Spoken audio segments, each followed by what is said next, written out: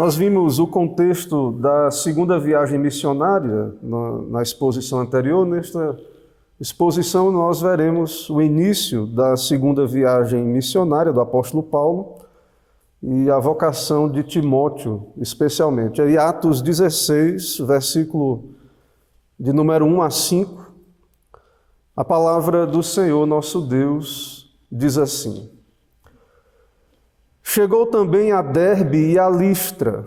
Havia ali um discípulo chamado Timóteo, filho de uma judia crente, mas de pai grego. Dele davam bom testemunho os irmãos em Listra e Icônio. Quis Paulo que ele fosse em sua companhia, e por isso circuncidou por causa dos judeus daqueles lugares, pois todos sabiam que seu pai era grego. Ao passar pelas cidades, entregavam aos irmãos, para que as observassem, as decisões tomadas pelos apóstolos e presbíteros de Jerusalém.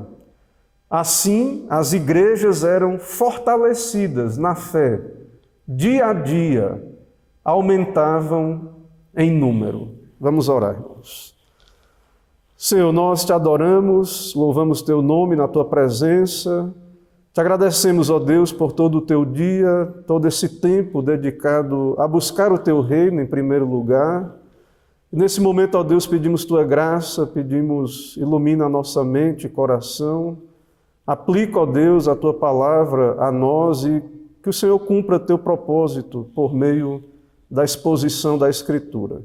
Assim oramos, pedimos no nome de Jesus. Amém. Amém. Meus irmãos, o apóstolo Paulo, comentando sobre a sua atitude com relação ao ministério, ao seu ministério, na primeira carta de Paulo aos Coríntios, ele afirma com relação à sua firmeza doutrinária, em certos aspectos, especialmente com relação à verdade de Deus, uma firmeza que o apóstolo Paulo tinha, no caso, e ao mesmo tempo ele comenta também em 1 Coríntios 9 de sua flexibilidade em coisas não essenciais, especialmente quando isso era útil ao avanço do Evangelho. Então, em 1 Coríntios, na primeira carta de Paulo aos Coríntios, no capítulo 9, do verso 19 em diante, é interessante observar o que Paulo diz sobre o seu ministério. Ele diz o seguinte: porque, sendo livre de todos, fiz-me escravo de todos, a fim de ganhar o maior número possível. Procedi para com os judeus como judeu, a fim de ganhar os judeus, para com os que vivem sob o regime da lei, como se eu mesmo assim vivesse, para ganhar os que vivem debaixo da lei, embora não esteja eu debaixo da lei. Ao sem lei, como se eu mesmo fosse, não estando sem lei para com Deus, mas debaixo da lei de Cristo, para ganhar os que vivem fora do regime da lei, fiz-me fraco para com os fracos, Paulo diz, a fim de ganhar os fracos. Fiz-me tudo para com todos, com o fim de, por todos os modos, salvar alguns. E aí veja a conclusão de Paulo, ele diz no verso 23, tudo faço por causa do Evangelho, com o fim de me tornar cooperador dele. Então, aqui Paulo ele explica características do seu modo de proceder, a prudência, a sabedoria de Paulo como apóstolo, como ministro de Cristo. Nós observamos no sermão anterior o contexto dessa segunda viagem missionária. E em Atos 15, do verso 36 a 41, nós vimos que Paulo fez uma proposta para Barnabé, que era voltar às cidades da primeira viagem missionária e verificar como é que estavam as igrejas, como os irmãos passavam. Ou seja, a segunda viagem missionária ela é iniciada a partir de uma preocupação pastoral do apóstolo Paulo. Paulo, como apóstolo, ele tem uma vocação que não era apenas para uma igreja local, a igreja de Antioquia da Síria. Ele foi instrumento junto com Barnabé para plantar igrejas, e o seu coração havia essa preocupação, esse cuidado esse desejo de voltar e verificar o estado da fé daqueles irmãos. E nós observamos também que houve um desacordo, uma desavença entre Paulo e Barnabé, por conta de que Barnabé queria levar o seu parente Marcos, João Marcos, e Paulo discordou porque João Marcos anteriormente, na primeira viagem, havia desertado da equipe apostólica, retornando quando a equipe estava ali indo em direção, saindo de Chipre, da ilha de Chipre, indo em direção à Antioquia da Psídia. E por essa providência de Deus, nós vimos que duas equipes missionárias, então, surgiram pela vontade de Deus, Paulo tomando, então, a Silas, e em nosso texto, então, nós temos a vocação de Timóteo, que vai fazer parte também da equipe do apóstolo Paulo. Nesse texto, portanto, nós temos o início da segunda viagem missionária.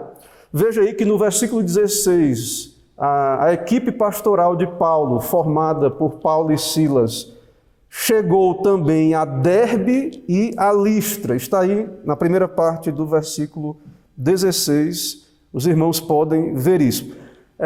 Então, dessa maneira, observando a rota da segunda viagem missionária, perceba que Paulo ele não vai pela mesma rota da primeira viagem, onde Paulo começou pela ilha de Chipre e depois subiu para a Ásia Menor, para as regiões da Galácia, por meio de Antioquia da Psídia. Ele começa a segunda viagem missionária pelas últimas cidades que ele passou na primeira viagem, porque ele vai por outra rota, ele vai por terra, ele não usa aquele caminho, até porque com a divisão das equipes, Barnabé ele vai em direção à ilha de Chipre. Irmãos, nessa sessão que estamos considerando, capítulo 16, do verso 1 a 5, há um destaque no texto à vocação de Timóteo.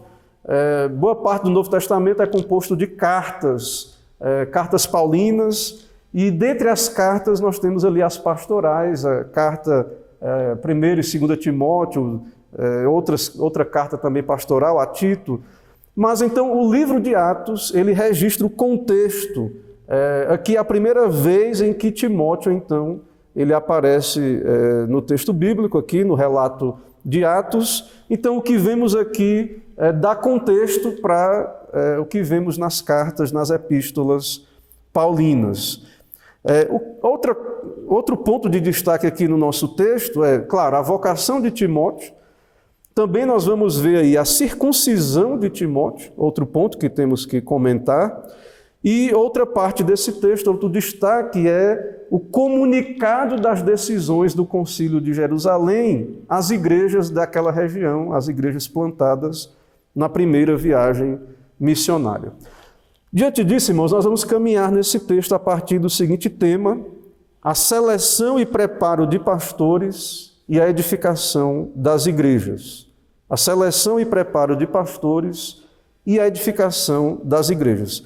São três partes do texto, então. Em primeiro lugar, do verso 1 a 2, nós veremos a vocação de Timóteo. Em segundo lugar, do versículo 3, o preparo de Timóteo, porque irei argumentar que a circuncisão de Timóteo tinha esse propósito também, embora não apenas isso, foi o preparo de Timóteo. Ele vai se tornar um discípulo, um cooperador, ele vai aprender com o apóstolo Paulo, mas Timóteo é chamado e um primeiro passo que é dado, no caso dele, foi essa circuncisão que temos aí no versículo de número 3. E em terceiro lugar, dos versos 4 a 5, nós veremos o ministério de Paulo entre aquelas igrejas. Ok, então vamos observar esses pontos aqui. Em primeiro lugar, então, a vocação de Timóteo, versículo 1 ao versículo 2. Irmãos, então a equipe missionária formada a princípio por Paulo e Silas, e na cidade de Listra um outro companheiro será convocado, um outro auxiliar ou cooperador se unirá à equipe, e é o jovem Timóteo. E não é por acaso que isso está aqui, volto a dizer, o que está aqui dá contexto para entendermos o que observamos nas cartas pastorais, especialmente nas epístolas pastorais de Paulo. Então, o fato de Lucas registrar esse Timóteo aqui, a sua vocação, e detalhes sobre Timóteo, isso dá um destaque para isto. E, de fato, Timóteo ele é importante, é um jovem piedoso que foi chamado a fazer parte da equipe de Paulo, reconhecidamente piedoso, e que se tornou um auxiliar muito amado, um discípulo muito amado de Paulo. Paulo trata por filho na fé. Então, em várias passagens lá das epístolas, Paulo se refere a Timóteo como filho na fé. E o contexto, então, é dado dessa vocação. O pai de Timóteo, irmãos, ele era grego, não convertido. E por isso Timóteo não foi circuncidado. Ele é filho de um casamento misto. O pai é um grego não convertido, a sua mãe, Eunice, judia crente. E por conta desse casamento misto, é claro que o Antigo Testamento não recomendava, era contra o casamento misto, mas isso acontecia. E possivelmente tudo indica, pelo fato de Timóteo não ter um pai judeu, ele não foi convertido, era grego, mas deveria ter sido, circuncidado, ele deveria ter sido circuncidado. Sua mãe agiu contra a lei, casando-se com um grego, e Timóteo, então, de alguma maneira não foi circuncidado. Isso era algo em extremo desagradável para os judeus, em extremo desagradável. Ou seja, de algum modo, sim, apesar de apenas ter a mãe judia, ele é um judeu que não carrega o sinal da aliança. Ele não é circuncidado. Apesar de ser filho de um casamento misto, nós vemos pelas pastorais e vemos aqui pelo texto de Atos que é um discípulo piedoso, e lá nas pastorais nós vemos que ele aprendeu as sagradas letras desde a sua infância. Então, apesar de não ter o sinal da circuncisão, ele cresceu e foi instruído pela sua mãe Eunice, a sua avó Lóide, nas sagradas letras. E o nosso texto, então, nos diz, aí no capítulo 16, verso 1, que havia ali um discípulo chamado Timóteo. Então, Timóteo é crente. Pelo contexto, isso aponta para o fato de que a sua conversão e da sua mãe, da sua avó, ocorreu, tudo indica, na primeira viagem missionária. Quando Paulo pregou ali naquelas cidades, eles foram alcançados pela graça de Deus e Timóteo é chamado aí de discípulo, filho de uma judia crente, mas de pai grego. E no verso 2 é dito que havia um bom testemunho de Timóteo. De fato, como estamos vendo, Timóteo se torna auxiliar do apóstolo Paulo. Tudo indica nesse contexto, aí nós veremos que ele foi circuncidado, e também Paulo fala de imposição de mãos sobre Timóteo. Ele foi vocacionado, então tudo indica, isso acontece em meio a esse contexto dessa passagem. E nós vemos que Paulo observou nesse discípulo bom testemunho, era um jovem piedoso, características que deveriam ser observadas nos oficiais da igreja. Nas cartas pastorais, quando você vê aquelas listas de características para os presbíteros, para aqueles que deveriam ser os oficiais da igreja, dentre aquelas listas há que seja irrepreensível, ou seja, que seja alguém de bom testemunho. E então, ao escolher esse auxiliar, de fato era alguém piedoso, era alguém crente. Nós vemos que ao escolher esse jovem para ser um aprendiz, um discípulo, depois se tornou um pastor, um evangelista no sentido do Novo Testamento. No Novo Testamento, evangelista é um auxiliar apostólico. Então, Paulo plantou igrejas e Timóteo esteve com ele, depois Paulo seguia para outros lugares e Timóteo, então, como auxiliar, como um pastor, ele permanecia ali e pastoreando e cuidando da igreja. Então é interessante esse destaque. Timóteo ele é vocacionado e isso não é algo aleatório.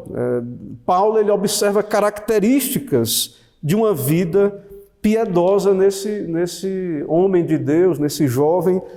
E também nas cartas de Paulo, em algumas ocasiões, ele cita o caráter de Timóteo. E eu quero citar em Filipenses, capítulo 2, verso 19 a 23, para que os irmãos percebam também essa característica. O texto bíblico ali, a carta de Paulo, né? Paulo, então, ele fala sobre esse discípulo. Filipenses 2, 19 a 23. Veja o caráter desse homem de Deus. Espero, porém, no Senhor Jesus mandar-vos Timóteo o mais breve possível, a fim de que eu me sinta animado também, tendo conhecimento da vossa situação. E aí veja como é que ele é descrito. Porque a ninguém tenho de igual sentimento que sinceramente cuide dos vossos interesses.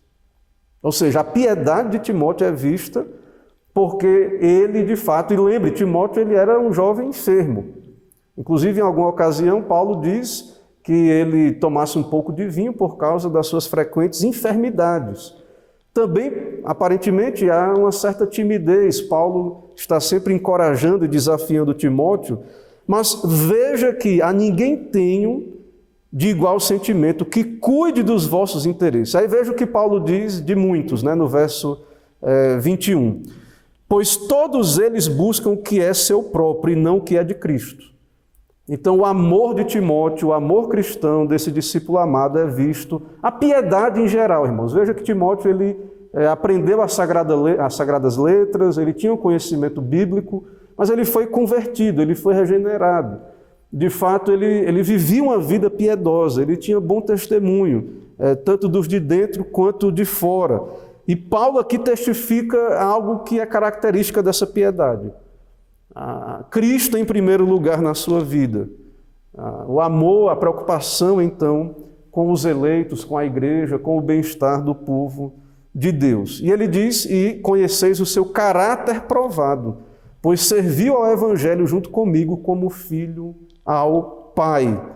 Então, Paulo tem muita alegria de enviar Timóteo ali para aqueles irmãos, porque de fato é um discípulo muito amado, é alguém fiel a Cristo e que de fato era um oficial vocacionado pelo Senhor, tanto pelo testemunho da igreja e pela vocação da igreja visível, quanto também com evidências de uma vida piedosa. O segundo ponto, irmãos, que nós vamos ver, e eu coloquei, embora fala da circuncisão aí no verso 3, Timóteo é circuncidado, porque Paulo queria levá-lo e decide circuncidá-lo, isso está no verso 3, mas eu coloquei como ponto do nosso argumento o preparo de Timóteo. Então veja aí no verso 3 que Paulo, então, na sua segunda viagem missionária, sempre trabalhou com auxiliares, com pessoas ajudando Paulo, sempre trabalhou com equipe. E então veja a preocupação de Paulo de treinar pessoas, e pessoas para estarem ajudando e também por meio disso ter, até mesmo por meio disso que houvessem mais pastores e pregadores. Então veja que o texto diz no verso 3 que quis Paulo que ele fosse em sua companhia. Ele queria levar Timóteo. Mas aí vem algo que, nessa altura da narrativa de Atos, nos confronta. Porque nós acabamos de ver, no capítulo anterior, nós acabamos de ver o concílio de Jerusalém contra os judaizantes, que diziam nas igrejas da Galácia, não, o evangelho que Paulo prega não está completo, vocês têm que se circuncidar. Se vocês não se circuncidarem e guardarem a lei de Moisés, não poderão ser salvos.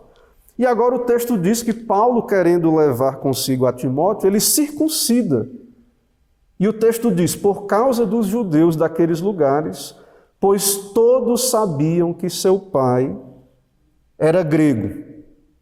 Então Paulo está recrutando esse jovem para ser auxiliar, viu virtude, piedade, vocação nesse jovem. Paulo recruta esse jovem para que andasse com ele, para que aprendesse junto com ele, para que pudesse lado a lado com Paulo combater o bom combate da fé, estando a serviço de Paulo e da equipe apostólica, aprendendo com ele, pregando em alguma ocasião também e sendo preparado para isso.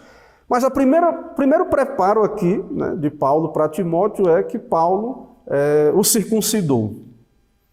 E por isso o circuncidou. E o texto diz, por causa dos judeus. E explica, Timóteo era um judeu não circuncidado. e por causa dos judeus. Irmãos, então nós vemos aqui, e Paulo, ele é firme. Ele defendeu no Concílio de Jerusalém que não deveria se impor aos gentios circuncisão. Paulo foi muito firme nisso. E por que Paulo agora ele parece, aos nossos olhos, ceder? Parece que ele está se contradizendo. Agora ele circuncida a Timóteo. E, irmãos, isso é uma prudência de Paulo, então, para o bem de Timóteo. As pessoas sabiam que Timóteo era um judeu e que não era circuncidado. Então, para que isso não fosse um impedimento para Timóteo pregar o Evangelho, e lembre, embora Paulo é conhecido como apóstolo aos gentios, a estratégia de Paulo era começar pelas sinagogas. Paulo, então, entrava nas sinagogas, havia muitos judeus ali naquelas regiões.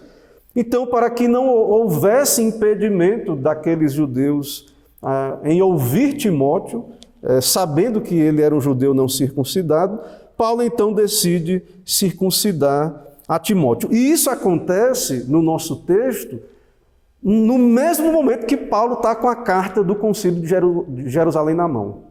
É algo interessante isso, a sabedoria de Paulo, em que nós vamos ver aqui, ele circuncida Timóteo por causa do avanço do Evangelho e o propósito de que os judeus ouvissem a pregação, e ao mesmo tempo ele sai entregando a decisão do concílio nas igrejas. Os judaizantes estão errados. Vocês podem ficar tranquilos, firmes na fé, no Evangelho da pura graça de Deus. Não é necessário aos gentios circuncisão, até mesmo os judeus, o sinal da circuncisão ele era um sinal da aliança do Antigo Testamento, mas a lei cerimonial foi abolida. Mas é claro que os judeus não pararam de se circuncidar imediatamente, era algo ligado à sua cultura, à sua etnia e tudo. Porém, Paulo sabia, os gentios não precisavam, não eram obrigados a serem circuncidados. Desse modo, irmãos, por que Paulo então circuncidou a Timóteo? Sproul, comentando esse texto, R.C. Sproul, ele vai dizer que nessa circunstância, e que vamos explicar, essa questão da circuncisão ela é adiáfora, uma questão neutra. Porque aqui a circuncisão, e Calvino também comenta sobre isso, não tem a ver com uma questão de culto ou de religião com relação ao culto do Antigo Testamento, ele passou, ele foi abolido. Aqui é uma prudência de Paulo, uma sabedoria de Paulo, devido ao fato de Timóteo ser judeu e para que isso não fosse impedimento à pregação do Evangelho. Então não há obrigação de circuncidar Timóteo, não há obrigação nenhuma. O Concílio de Jerusalém é muito claro, aqui é uma questão adiáfora. Então o propósito de Paulo é que Timóteo estivesse em melhores condições de cumprir a sua vocação. Porque, de fato, tem a ver com esse escrúpulo dos judeus, né, com relação a Timóteo, sabendo que ele não era circuncidado, sendo judeu. Sproul também diz, com Timóteo, e depois, mais na frente, Paulo ele será contra a circuncisão de Tito. Então, perceba que é uma questão contextual. Sproul diz, com Timóteo, Paulo tomou uma decisão baseada não em teologia ou ética, mas em estratégia. Alguns dizem, alguns comentaristas, sabedoria, prudência. Ou seja, e Sproul diz, era estratégico circuncidar Timóteo, porque o levava consigo para uma região de muitos judeus que sabiam quem era Timóteo. Sabiam que ele era filho de um pagão e que não havia sido circuncidado. Então, agora Paulo pega este seu filho espiritual e, por conta deste propósito, para que não houvesse escândalo entre os judeus e que o evangelho pudesse ser pregado com maior eficácia, então Paulo ele o circuncida. Ou seja, não é questão de culto, não é nada, não é uma questão, como dissemos aqui, é uma questão adiáfora. Matthew Henry, comentando essa passagem, ele diz o seguinte, contudo ele circuncidou Timóteo não para obrigá-lo a guardar a lei cerimonial, não para isso, mas somente para tornar as relações sociais e o ministério do rapaz admissível e, quem sabe, aceitável entre os judeus que enxameavam aqueles incômodos. Havia muitos judeus, é o que Henry está dizendo aqui com essa expressão, né? Enxameavam. Então, ele sabia do potencial de Timóteo, mas essa questão poderia ser uma barreira, um problema, e então ele decidiu fazer isso. Lembre do que lemos na introdução, em 1 Coríntios 9, a partir do verso 20 em diante, é o modo como Paulo procedeu para com os judeus. Ou seja, qual era o erro dos judaizantes? Eles estavam impondo a circuncisão como essencial. Esse era o erro. Isso Paulo foi totalmente contra, firme. Paulo, então, foi contra. Agora, no caso de Timóteo, ele usou isso, então, com o propósito do seu bem espiritual, para o bem dos eleitos, para a edificação da igreja. Então, Paulo, ele toma essa decisão. Claro, irmãos, que Paulo podia levar Timóteo junto com ele sem ser circuncidado. O texto é muito claro. Paulo viu o bom testemunho, Paulo sabia que não era essencial para a salvação essa questão. Ele, Paulo, poderia muito bem conviver e levar Timóteo sem ser circuncidado. Mas ele entendeu nesse contexto, nessa circunstância, que isso era bom, que isso seria bom. Então, eu creio que isso responde o porquê dessa circuncisão nesse momento. Não é contradizer o concílio de Jerusalém. Ou seja, é para evitar esse problema possível entre os judeus. E Paulo sabe o que ele diz, claro, ali na carta aos Gálatas 5:6. Paulo diz, porque em Jesus nem a circuncisão nem a incircuncisão tem valor algum, mas a fé que atua pelo amor. Então Paulo sabe disso. Timóteo já era judeu, é natural ao judeu ser circuncidado. Um bom judeu era circuncidado. Então o que Paulo está fazendo com Timóteo não é o que os judaizantes exigiram, é algo neutro, é algo que tem a ver... A um gentil ser circuncidado é estranho, mas a um judeu é algo natural, algo que iria cooperar para o avanço do Evangelho, e é o que Paulo diz então, sendo livre de todos, fiz-me escravo de todos, procedi para com os judeus como judeu, a fim de ganhar os judeus, para os que vivem sob o regime da lei, como se eu mesmo assim vivesse, para ganhar os que vivem debaixo da lei. Aí ele diz, embora não estando sem lei, embora eu mesmo, ele diz assim, para ganhar os que vivem debaixo da lei, embora eu não esteja debaixo da lei. Paulo sabia disso. Não estamos debaixo da lei para ser salvos, a lei do Antigo Testamento, mas Paulo tinha interesse em ganhar os seus compatriotas. Então, Paulo, ele é contra o quê? A circuncisão de gentios como uma doutrina de que tem que ser circuncidado para ser salvo. Mas ele sabe que um judeu pode ser circuncidado, é neutro isso para um judeu. Foi abolido esse sinal da aliança, mas o judeu é da sua cultura, é da sua tradição, o ser circuncidado.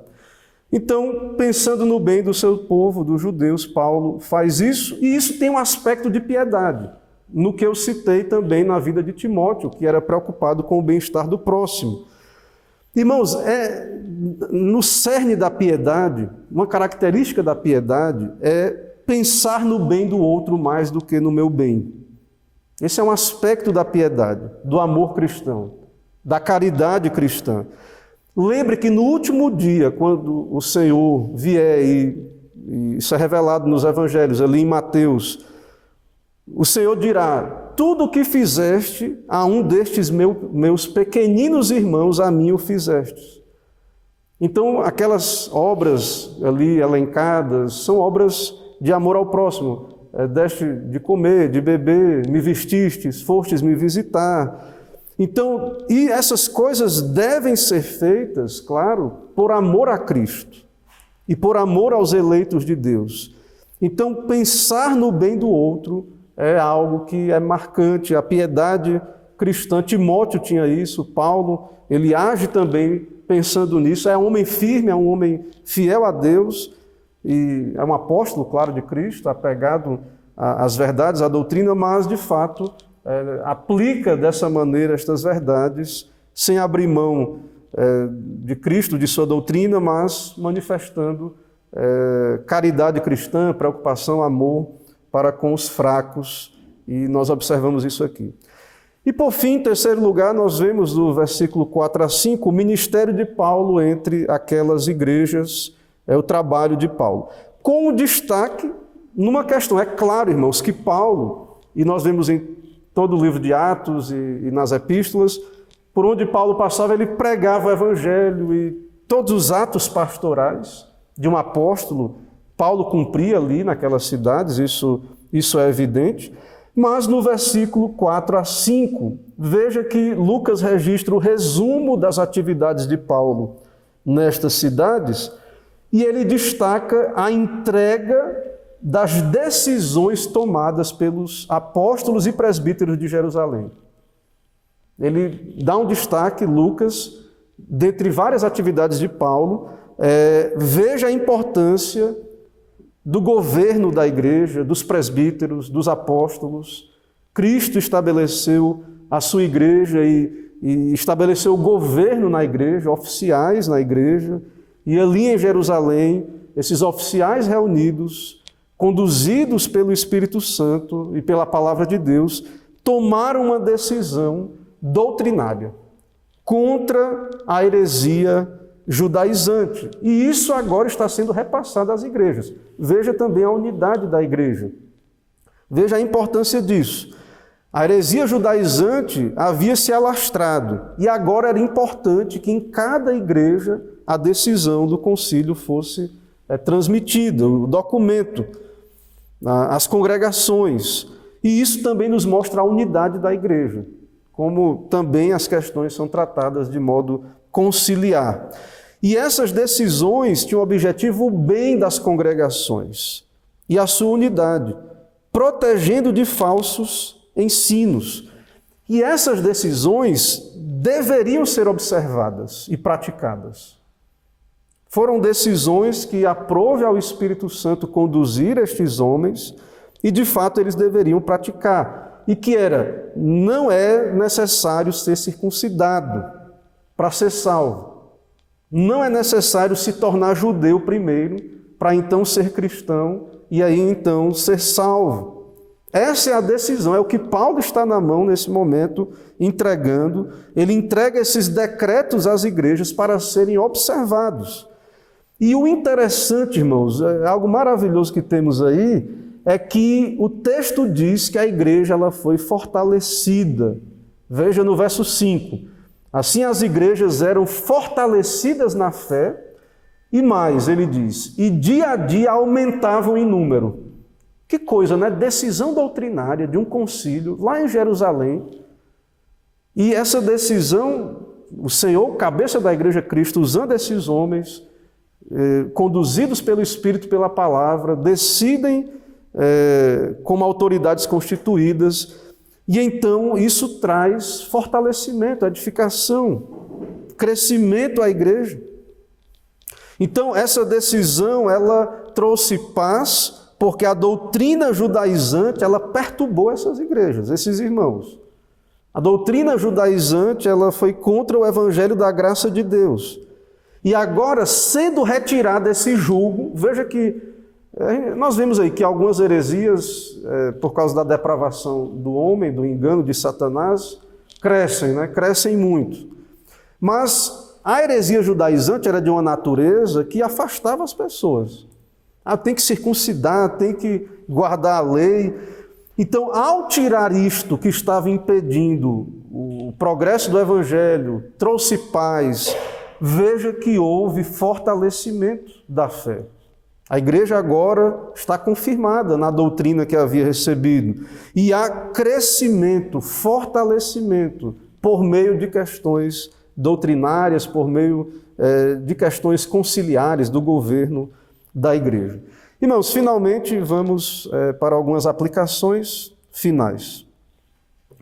Nós vimos aqui e demos destaque à questão da vocação de Timóteo como auxiliar. Paulo sempre lançou mão de auxiliares, recrutou homens, treinou homens para o ministério. E nós vemos então aqui a importância de recrutar, claro, mas que esse recrutamento não é de qualquer maneira. A palavra de Deus nos dá critérios pelos quais devemos usar na eleição de candidatos para o bem da igreja. Então, claro, nós devemos orar, venha o teu reino. Quando oramos, nós pedimos a Deus que levante ministros, oficiais, presbíteros, diáconos. E quando fazemos isso, também devemos nos apegar a essa verdade de que Deus nos dá listas, e que estão lá nas pastorais, e dentre as características desses oficiais, nós vemos ali essa característica de boa reputação. Deveriam ser irrepreensíveis. E aí nós devemos pensar, o que mancha uma boa reputação? E claro, ali tem muitas coisas nas listas, mas principalmente à luz aqui do nosso texto de Atos, é a ausência de piedade. Isso é terrível, irmãos. Irmãos, nós então observamos, e é claro que a piedade deve ser uma característica de todos os crentes. Timóteo era o discípulo, depois Deus o chamou, o vocacionou para o ministério. É dever de todo crente. Mas especialmente dos oficiais da igreja, é o que vemos aqui. Ou seja, é necessário, então, Deus chama pessoas, homens, para ser oficiais, é necessário preparo e treinamento, e é necessário que a igreja ela observe esses aspectos. Então, nós vimos aqui essa questão, Deus ele chama ministros, no caso aqui pastores, e é necessário que haja características de piedade. Nós vemos também aqui no nosso texto, irmãos, a importância dos concílios e das decisões dos oficiais da igreja, conduzidos pelo Espírito Santo, em suas reuniões conciliares. Então, nós cremos na igreja, Cristo tem uma igreja nessa terra, essa é uma doutrina desprezada, a doutrina da igreja, mas nós cremos, é bíblico, nós vemos aqui no livro de Atos, e nós vemos a importância, e nós vemos que é instrumento de Deus a igreja visível, os seus oficiais, a sua liderança, através de suas decisões piedosas bíblicas, é instrumento para a edificação da igreja. A igreja, na sua história, através das gerações, a igreja ela está sendo edificada por Cristo. Ele levanta oficiais, ministros, ele vocaciona pessoas para o pastoreio da igreja, presbíteros, regentes e docentes, mas a igreja ela passa por lutas, ela passa por altos e baixos. Há problemas internos e externos, o caso dos judaizantes. Há ataques externos, heresias se levantam no meio da igreja, de algum modo, nós vemos isso em toda a história. E as decisões conciliares, então, nós vemos aqui, elas são importantíssimas para o progresso do evangelho e para o bem das igrejas. Então, o caso dos judaizantes perturbou a paz da igreja. Isso, de alguma maneira, estancou o seu avanço de uma perspectiva da responsabilidade humana. Mas, então, o concílio se reúne e agora o evangelho ele progride, a edificação e tudo isso nós observamos aqui no texto. E também nós observamos aqui, em último lugar, aquilo que nós falamos no decorrer da mensagem, da exposição, nós observamos a sabedoria de Paulo em seu ministério e na orientação de sua equipe missionária. Isso é algo interessantíssimo.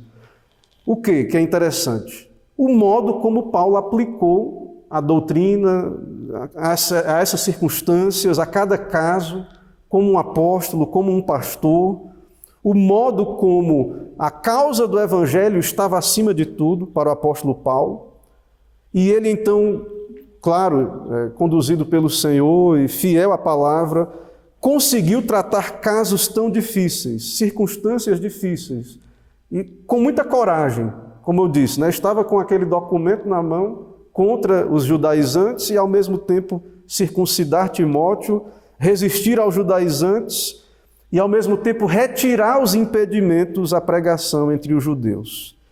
E nós vemos também a vocação e preparo de Timóteo, e Paulo então usou desta demanda da sua circuncisão para então lhe dar melhores condições. E isso é exemplo de amor e cuidado para com Timóteo e que nós devemos, então, observar. Então, irmãos, que o Senhor fortaleça a sua igreja, que o Senhor nos ajude a observar essas questões, esses princípios que vimos aqui em nosso texto, especialmente nessa questão de oficiais, orar para que Deus levante, no tempo devido, observar o que a Bíblia diz sobre os oficiais e saber que Deus usa a igreja visível e os concílios e estas coisas que para nós parecem comuns ou ordinárias, mas Deus usa estas coisas do dia a dia da igreja, eleição de oficiais, concílios, para a paz da igreja, para o seu fortalecimento e para o seu crescimento. Então, que o Senhor nos abençoe, a igreja, que venha o seu reino cada vez mais aqui entre nós. Amém. Irmãos, nesse momento nós vamos nos colocar em pé para a oração. Vamos orar?